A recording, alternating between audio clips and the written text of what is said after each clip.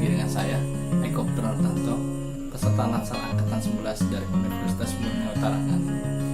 Baik, hari ini saya akan merosum untuk mata pelatihan anti korupsi, di mana isinya terdapat konten-konten anti korupsi dan diharapkan bisa memberikan pandangan bahwa dampak korupsi bagi negeri itu tidak baik, apalagi sampai dilakukan oleh aparatur sipil negara. Di hari ini kami mempelajari banyak mengenai anti korupsi. Kenapa itu korupsi? Kenapa hal itu sangat berbahaya? Melihat dampak yang ada, korupsi ini memiliki kerusakan yang sangat parah terhadap kelangsungan hidup bernegara, di mana korupsi ini dapat mengikis suatu kepribadian seseorang sehingga melakukan hal-hal yang tidak diinginkan dalam memperoleh haknya. Semisal bukan haknya tapi diambil setelah melewati kewajiban, tapi haknya secara normal, misalnya gitu ya, adanya tekanan dari rumah tangga atau keinginan dari pasangan atau suatu keinginan lain sehingga memaksa si ASN untuk melakukan pelanggaran itu.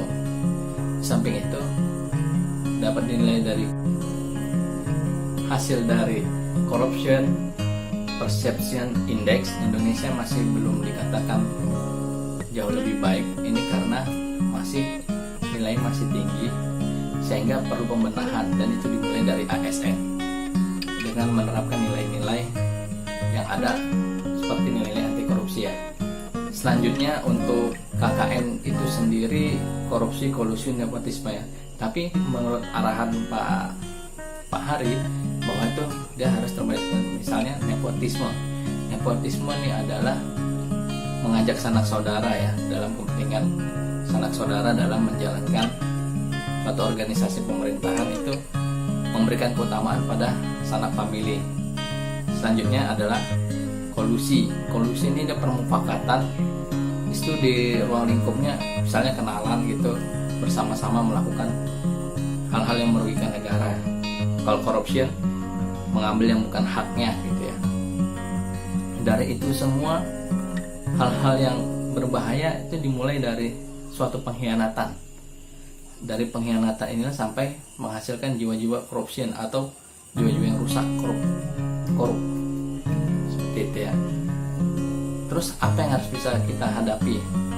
Kita berkaca dari beberapa kasus besar di Indonesia bahwa korupsi ini semakin besar, semakin lingkaran kerjasama untuk melakukan korupsi itu semakin luas, melebar gitu, saling mengajak satu dengan yang lain. Hal ini sangat berbahaya untuk kehidupan berbangsa dan bertanah air ya, karena yang dirugikannya adalah rakyat Indonesia hanya untuk kepentingan satu atau dua orang, tapi harta sumber daya alam kita yang harusnya bisa dikelola untuk kesejahteraan negeri jadi hanya untuk segelintir orang, dan itu tidak pada tempatnya, sangat merugikan.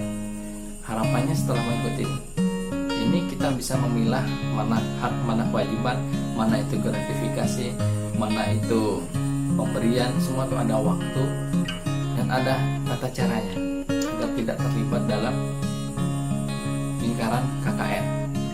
Itu saja dari saya hari ini, semoga dapat bermanfaat. Silahkan untuk like, share, dan subscribe channel saya untuk dapat melanjutkan sedikit wawasan yang saya dapatkan dari mata pelatihan. Sampai jumpa pada pertemuan berikutnya. Terima kasih. Assalamualaikum warahmatullahi wabarakatuh.